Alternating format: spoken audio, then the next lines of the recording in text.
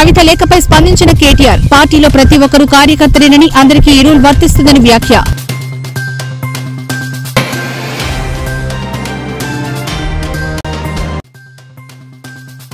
మద్యం కుంభకోణంలో వైఎస్ జగన్ అరెస్టుపై స్పందించిన సీఎం చంద్రబాబు తప్పు చేస్తుంటే తప్పకుండా అరెస్టు ఖాయమని స్పష్టం చేసిన ఏపీ సీఎం.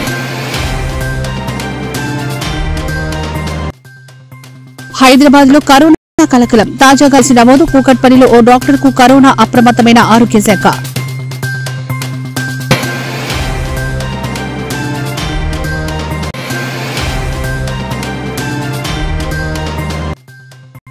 పోలీస్ కస్టడీలో ఉన్న వల్లభనేని వంశీకి అకస్మాత్తుగా క్షీణించిన ఆరోగ్యం తీవ్ర ఆందోళనలో వంశీ కుటుంబ సభ్యులు.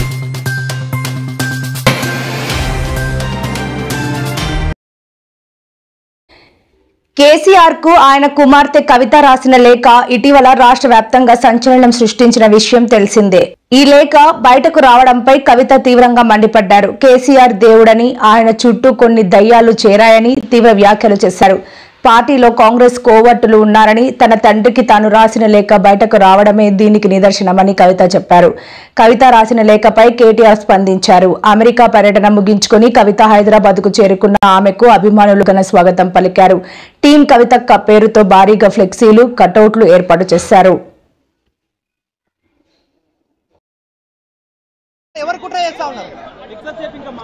కేసీఆర్ గారు దేవుడు, కానీ కేసీఆర్ గారి చుట్టూ కొన్ని దయ్యాలు ఉన్నాయి.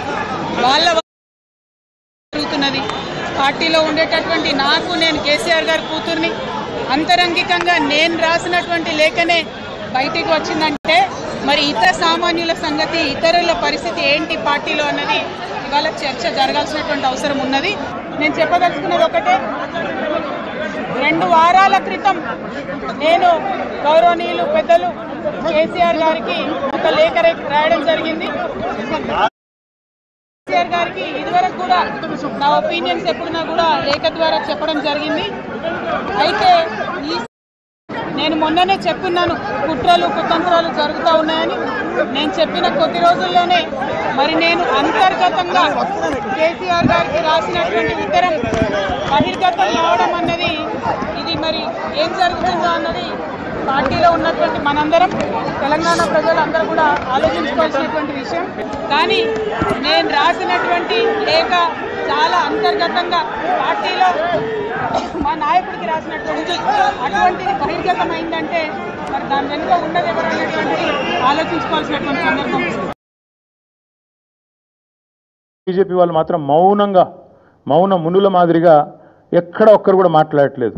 ఏం జరుగుతున్నదని మేము అడుగుతా ఉన్నాం. తెలంగాణలో ఇంత అపురూపమైన సంబంధాలు అటు కాంగ్రెస్కు ఇటు బీజేపీకి ఏ స్థాయిలో ఉన్నాయో మరి మీరు ఆలోచించాలని కోరుతా ఉన్నా. తెలంగాణ బీజేపీ ఎంపీలు చేస్తున్న భూ అక్రమాలకు, భూ దందాలకు ముఖ్యమంత్రి గారు వత్తాసు పలుకుతున్నందుకు మీ మౌనమా? లేదా మీ కేంద్ర మంత్రులు మీరు కలిసి బ్రహ్మాండంగా మీరు చేసుకుంటున్న అవినీతి కార్యకలాపాలకు మరి ఏదో బయటికి నటించినట్టు చేసి ఢిల్లీలో, ఇక్కడ గల్లీలో మాత్రం ఏదైతే దోస్తీ చేస్తున్నారో ఇది అందరూ కూడా చూస్తూ ఉన్నారు.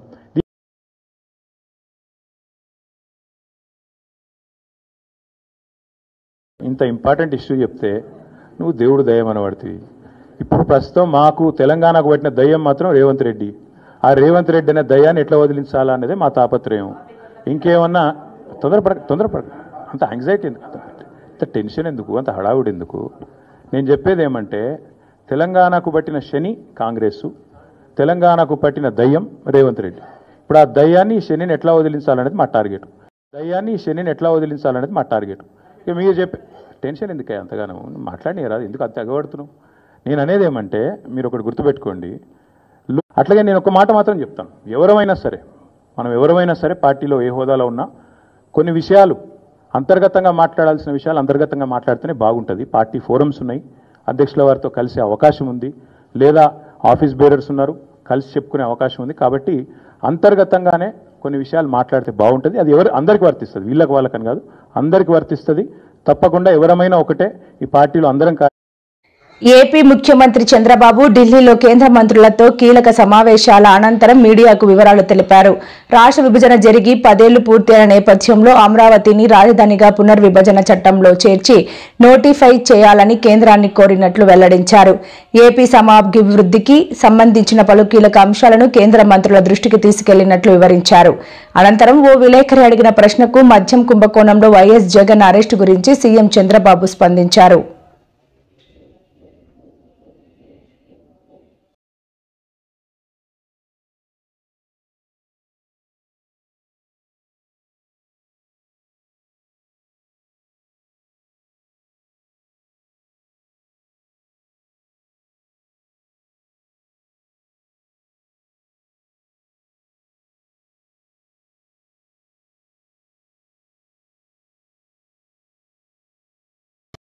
Do you fear that government will arrest you or Cabinet President saying that at most you will be settled in jail for 3 months? See, I am in Vijayawada. If they want to, they're welcome. Who's stopping them? Do you fear that government will arrest you or Cabinet President saying that at most you will be settled in jail for 3 months? See, I am in Vijayawada. If they want to, they're welcome. Who's stopping them? లెక్కలో కుంభకోణం జరగలేదు, అది ఈ దాంట్లో కుంభకోణం జరుగుతుంది. అమాయకులైన వారిని అరెస్ట్ చేస్తున్నారు జగన్మోహన్ రెడ్డి. నేను ఆ విషయాలు మాట్లాడదలుచుకోలేదు. Investigation is going on. Investigation will decide, will establish. No, total project almost all will be over, and also from there onwards. భారత వాతావరణ విభాగం ఐఎండీ దేశ ప్రజలకు చల్లటి కబురు అందించింది. దేశంలో వ్యవసాయానికి ఊతమిచ్చే నైరుతి రుతుపవనాలు కేరళను తాకాయి. ఈ ఏడాది సాధారణ కంటే 8 రోజుల ముందుగానే నైరుతి రుతుపవనాలు దేశంలోకి ప్రవేశించినట్టు ఐఎండీ వెల్లడించింది. మరో 2-3 రోజుల్లో ఏపీలోకి ప్రవేశించే అవకాశం ఉంది. వీటి ప్రభావంతో జూన్ 2వ వారం నుంచి రాష్ట్ర వ్యాప్తంగా విస్తారంగా వర్షాలు కురిసే అవకాశం ఉందని వాతావరణ నిపుణులు అంచనా వేస్తున్నారు. గన్నవరం వల్లభనేని వంశ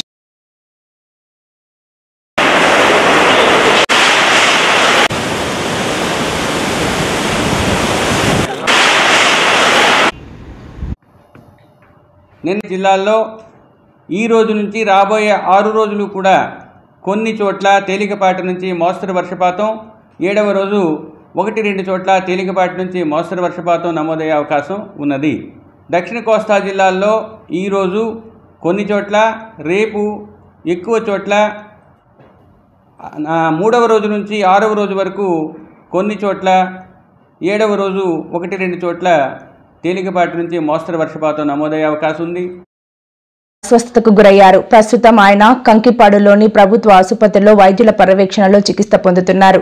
నకిలీ ఇళ్ల పట్టాలకు సంబంధించిన కేసులో వంశీ కంకిపాడు పోలీసుల కస్టడీలో ఉన్నారు. పోలీసుల కస్టడీలో ఆరోగ్య పరిస్థితి అకస్మాత్తుగా క్షీణించింది. పరిస్థితిని గమనించిన పోలీసులు కంకిపాడు ప్రభుత్వ వైద్యశాలకు తరలించారు. భార్య పంకజశ్రీ అలాగే మాజీ మంత్రి పెర్ని నాని కూడా ఆసుపత్రికి వచ్చి వంశీ ఆరోగ్య పరిస్థితి గురించి వైద్యులను అడిగి తెలుసుకున్నారు. అతను న్యాయస్థానానికి పోయి న్యాయస్థానం ముందు వాంగ్మూలం ఇచ్చి బలవంతంగా నాతో పెట్టించినటువంటి కేసు నేను దాన్ని విత్డ్రా చేసుకుంటున్నాను అని చెప్పినటువంటి సందర్భంలో న్యాయస్థానం ఆ తీర్పుని ఈ రోజుకి వాయిదా వేసి ఈరోజు తీర్పు వెలువడించేటటువంటి తరుణంలో మరొక అక్రమమైనటువంటి కేసు, అన్యాయమైనటువంటి కేసు, ఒక ఫ్యాబ్రికేటెడ్ కేసుని ఈరోజు వల్లభనేని వంశీ మీద పెట్టి గన్నవరం మాజీ శాసనసభ్యుడు వల్లభనేని వంశీమోహన్ గారిని రాత్రి నుంచి కూడా పాత్రికేయ ప్రపంచం మీరే సాక్ష్యంగా చూస్తున్నారు. నిన్న రాత్రి ఆయన భార్య లేకపోతే మాలాంటి స్నేహితులు, పార్టీ కార్యకర్తల కంటే కూడా ముందుగా వంశీ దగ్గరకు చేరుకున్నది, వంశీ పరిస్థితిని బయటికి చెప్పింది కూడా మీడియా ప్రపంచమే. ఈరోజు కూడా ఇక్కడ హాస్పిటల్ దగ్గర జరిగిన తంతంతా కూడా మీరే చూశారు. నిన్న హాస్పిటల్లో రాత్రి 12ంటికి హాస్పిటల్లో 11:30-12ంటికి హాస్పిటల్లో అడ్మిట్ అయితే ఆ డాక్టర్ గారు నేను పొద్దున్నే అన్ని పారామీటర్స్ చూసి అప్పటికి తగ్గపోతే రిఫర్ చేస్తామని చెప్పినటువంటి డాక్టర్ ఉదయం 7 గంటలకే పోలీసు వారు మళ్ళీ వెళ్ళిపోయి నీకు బాగుంది రామని చెప్పని చేతులు పట్టుకుని ఈడ్చుకుని స్టేషన్కి తీసుకెళ్లిపోయారు. దొంగ పట్టాలు పంచిపెట్టాడనేటువంటి అభియోగం అంట. మరి ఆ ప్రభుత్వాన్ని నడిపినోడిని ముద్దాయి చేయొద్దా? అప్పుడున్న రెవెన్యూ మినిస్టర్ని ముద్దాయి చేయొద్దా? తప్పుడు ప్రభుత్వం మీదే కదా. మీరు ఏవేదైతే వాళ్ళ వంశీ మీద అభియోగం చేస్తున్నారో దొంగ పట్టాలు పుట్టించి పట్టాలు పంచిపెట్టాడు తెలుగుదేశం ప్రభుత్వంలో అని చెప్పని, దానికి కారణం మీరే కదా. మరి మీరు ముద్దాయిలు అవరా? తండ్రి కొడుకులు ముద్దాయిలు అవరా? కాబట్టి మీ ఏపోడు అంటే మీ జెండా మోస్తే ఏం పాపాలు చేసినా పర్లేదు. మీ జెండా మోస్తే పాపాలు చేసిన వాడికి 10 రోజుల క్రితం పైల్స్ ఆపరేషన్ అయితే అది ప్రాణం పోద్ది. వంశీకి మాత్రం ఊపిరితిత్తులు ఇబ్బంది ఉన్నా కూడా ఇక్కడ వైద్యం ఇవ్వకూడదు. అయ్యారు. లాస్ట్ టైం కూడా చెప్పాను, ఆయనకి యూరిన్ లో కిలోన్ బాడీస్ పాజిటివ్ వచ్చాయని. హాస్పిటల్ జడ్జి గారు మనకి ట్రీట్మెంట్ రాసినా కూడా గవర్నమెంట్ హాస్పిటల్లో జస్ట్ ఆయనకి సింటమాటిక్ ట్రీట్మెంట్ చేస్తున్నారు. ఊపిరాడటానికి తీసుకెళ్తున్నారు, నెబులైజర్ పెట్టినారు, తీసుకొస్తున్నారు. మళ్ళీ 3వ రోజు మళ్ళీ వెళ్లాల్సి వస్తుంది, అదే రిపీట్ చేస్తున్నారు. సో ఆయనకి హైపోక్సియా ఉంది, ఆయనకి సిపాప్ మెషిన్ ఎయిడెడ్ బ్రీదింగ్. జైల్లో కూడా ఇప్పుడు ఆ మెషిన్ తోనే పడుకుంటున్నారు night. Post COVID he has problems with his breathing issues అన్నమాట. సో అదే అడిగాం ఇప్పుడు కూడా. ఆవిడ హయ్యర్ హాస్పిటల్ కి రెఫర్ చేశారు జడ్జి గారు.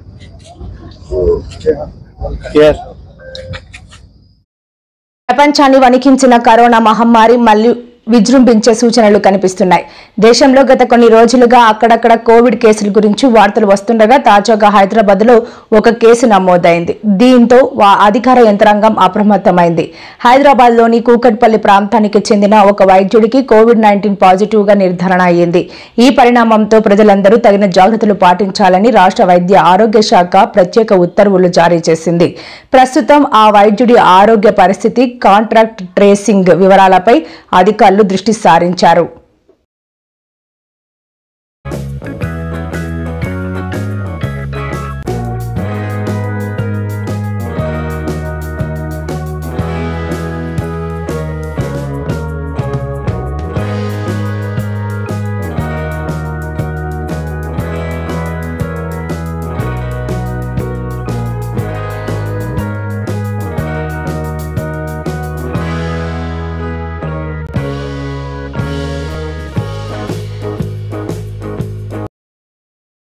పల్నాడు జిల్లా దాచేపల్లి మండలం తంగెడ గ్రామానికి చెందిన వైసీపీ నాయకుడు ఎల్లయ్య కుమారుడు హరికృష్ణపై దాచేపల్లి పోలీసులు చేసిన దుర్మార్గం రాష్ట్రంలో అప్రకటిత ఎమర్జెన్సీని సూచిస్తోందని వైసీపీ అధినేత జగన్ ధ్వజమెత్తారు.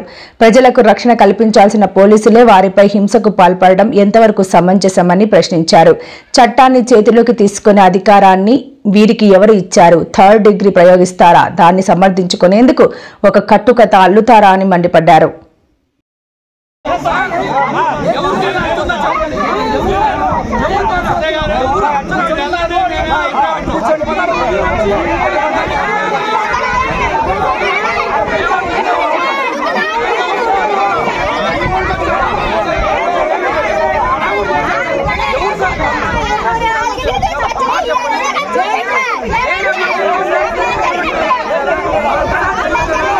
నాలుగింటికి వచ్చారు సార్. 4ంటికి వచ్చిండ్రు సార్. 4ంటికి వచ్చి తండ్రి కొడుకుల్ని ఇద్దరిని తీసుకొస్తారు సార్. ఈ లోపల మేము ఇద్దరం అయితే రామని మన్నాయని తీసుకొని వచ్చినాం సార్. మన్నాయని తీసుకొచ్చిన తర్వాత స్టేషన్ దగ్గరికి వచ్చినాం. ఓరు లేరు, కానిస్టేబుల్ ఉన్నాడు.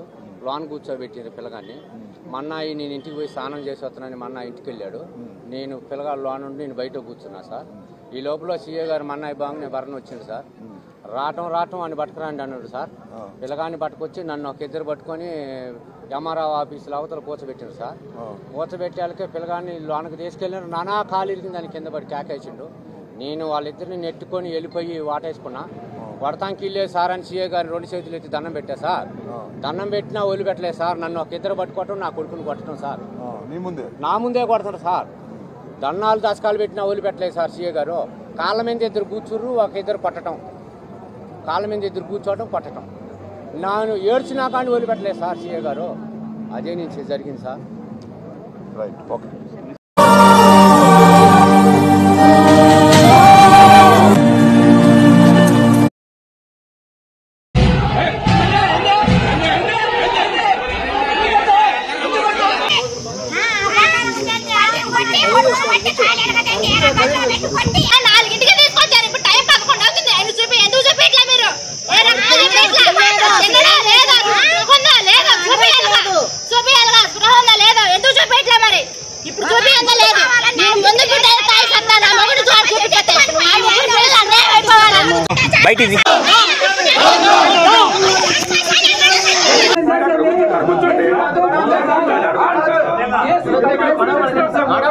కుక్కలు కొట్టినట్టు కొట్టిన తర్వాత ఏం డిమాండ్ సార్? జడ్జి గారు చెప్పండి. ఎవరు జడ్జి గారు? మీరు చెప్పేది అది మాట్లాడతానే కదా సార్ చెప్పేది. సార్ మేము చదువుతున్నాం సార్, మేము చెప్తున్నాం కదా, మేము మాట్లాడిన తర్వాత జడ్జి గారి దగ్గర ఎట్లా ప్రొసీడ్ అవ్వాలి అడుగుతాను సార్. మీరు కేసు పెడతానంటే నేను వద్దు అన్న సార్, కేసు పెట్టుకోండి, అది ఇబ్బంది ఏం లేదు మాకు. మేము ఒక్కసారి మాట్లాడతాను సార్ అంటున్నారు. ఏంటి మీ ప్రాబ్లం? ఏంటి ఫలానా లీగల్ ప్రాబ్లం అంటే ఏంటి సార్? లాయర్ని అడగటం కాదు సార్, నేను వాళ్ళ ఫాదర్ని తీసుకొని ఒక బంధువుగా కాదు. అది కూడా కాకుండా మీరు అరెస్ట్ రిమాండ్ అరెస్ట్ నోటీస్ ఎవరికి ఇచ్చారు?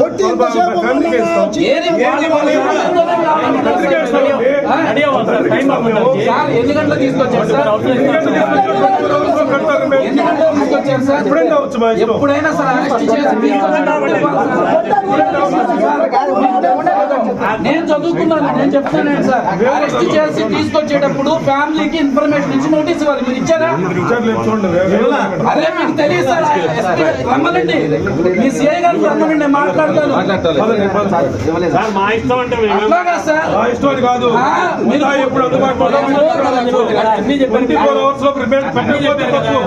అట్లాగా సార్ ఇంట్లో వచ్చి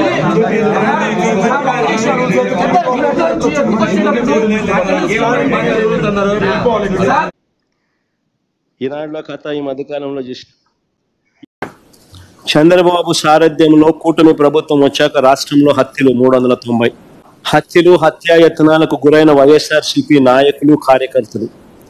హత్యలు, హత్యాయత్నాలకు గురైన వైఎస్ఆర్సీపీ నాయకులు, కార్యకర్తలు 766. వైఎస్ఆర్సీపీ నాయకులు, కార్యకర్తలపై అక్రమ కేసులు 2466 కేసులు. జైలుకు వెళ్లిన వైఎస్ఆర్సీపీ నాయకులు, కార్యకర్తలు 500. భవిష్యత్తులో కూడా ఇప్పుడు ఇంటర్వ్యూ 5,000కు పైగా ఉద్యోగ అవకాశాలు కల్పించాలనే లక్ష్యంతో వైరా ఎమ్మెల్యే మాలోతు రామదాస్ నాయక్ ఆధ్వర్యంలో శనివారం ఏర్పాటు చేసిన మెగా జాబ్ మేళాను రాష్ట్ర డిప్యూటీ సీఎం మల్లు బట్టి విక్రమార్క ప్రారంభించారు. ఈ సందర్భంగా మల్లు బట్టి విక్రమార్క మాట్లాడుతూ ప్రపంచంతోనే పోటీ పడాలనేది కాంగ్రెస్ ప్రభుత్వ తపనని వివరించారు. గడిచిన 10 ఏళ్లలో బీఆర్ఎస్ ప్రభుత్వం ఒక్క విద్యుత్ ప్రాజెక్టు కూడా నిర్మించలేదని స్పష్టం చేశారు. ఇంటర్వ్యూకి అటెండ్ అయ్యేటువంటి వాళ్ళకి ఇక్కడికిక్కడే కొంతమందికి అపాయింట్మెంట్ లెటర్స్ ఇస్తుండొచ్చు, ఇంకా కొంతమందికి ఆ కంపెనీలకు రమ్మని కూడా మీ అందరికీ ఆహ్వానాలు పంపిస్తుంది. వచ్చిన ప్రతి అవకాశాన్ని కూడా చిన్నదో పెద్దదో అని కాకుండా ఇంటి దగ్గర ఖాళీగా కూర్చోకుండా వచ్చిన ప్రతి అవకాశాన్ని అందిపుచ్చుకోవాలి. ఏ ఆఫర్ వచ్చినా ఆఫర్ తీసుకొని ముందు జాయిన్ కావాలి. అది చేస్తూ ఇంకా పెద్దదాని కోసం, పెద్ద ఉద్యోగం కోసం మీ ప్రయత్నాలు చేసుకుంటూ ముందుకు పోవచ్చు. వచ్చినటువంటి అవకాశం చిన్నది కదా, తర్వాత చూద్దాం కదా అని మళ్ళీ మనం ఇంటికి పోయి కూర్చుంటే ఒక్కరోజు వృధా చేసినట్టు. గడిచిన రోజులు మళ్ళీ తిరిగి రావు. ప్రతిరోజు విలువైంది, ప్రతి నిమిషం కూడా విలువైంది. అందుకే ప్రతి నిమిషాన్ని, ప్రతి రోజును కూడా మీరు సద్వినియోగం చేసి కార్యరూపంలోకి వెళ్ళినప్పుడే మీరు అనుకున్న లక్ష్యాలను చేరటానికి అవకాశం ఉంటుంది. కాబట్టి ప్రతి నిరుద్యోగ యువకులకు నేను ప్రత్యేకంగా విజ్ఞప్తి చేస్తా ఉన్నాను. తిరుమలలో మరో అపచారం జరిగింది. ఎవరైనా తప్పు చేస్తే చట్టపరమైన చర్యలు తీసుకోవాల్సిన పోలీసులే ఆ అపచారానికి పాల్పడ్డారు. మద్యం సేవించి తిరుమల కొండపైకి చేరడమే కాకుండా వాహనం నడుపుతూ ప్రమాదానికి కారణమయ్యారు. కాగా ఈ అపచారానికి, ప్రమాదానికి కారణమైన 3 పోలీసులను టీటీడీ విజిలెన్స్ అధికారులు అదుపులోకి తీసుకున్నారు. ఈ ఘటన సాయంత్రం 6:30 సమయంలో తిరుమల గోపురం సమీపంలో జరిగింది. సంఘటన స్థలానికి చేరుకొని బ్రీత్ అలైజర్ టెస్ట్ చేయగా టెస్ట్లో మద్యం సేవించినట్లు నిర్ధారించారు.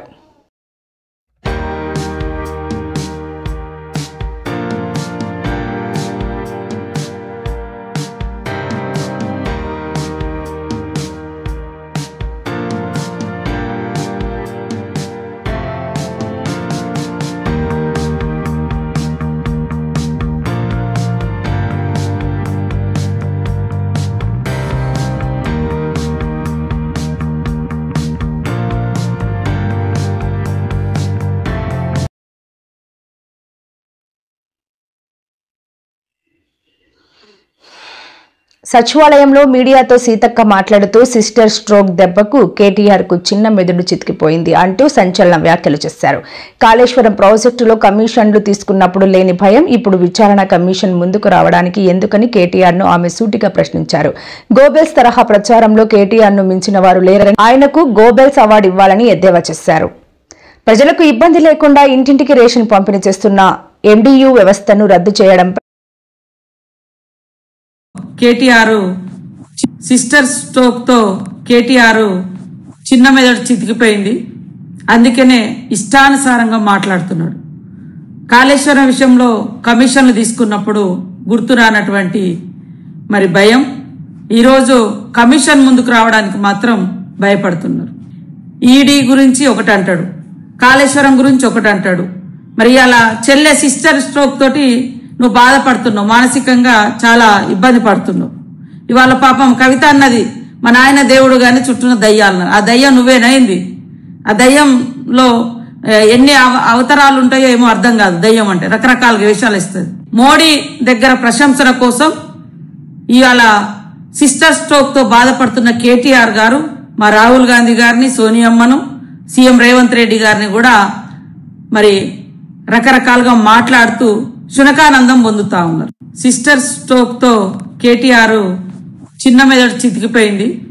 అందుకనే ఇష్టానుసారంగా మాట్లాడుతున్నాడు. కాళేశ్వరం విషయంలో కమిషన్లు తీసుకున్నప్పుడు గుర్తు రానటువంటి మరి భయం ఈరోజు ఇటువంటి మరెన్నో వీడియోల కోసం మా ఛానల్ ని సబ్స్క్రైబ్ చేసుకోండి. పక్కనే ఉన్న బెల్ ఐకాన్ ని క్లిక్ చేసి యాక్టివేట్ చేసుకోండి.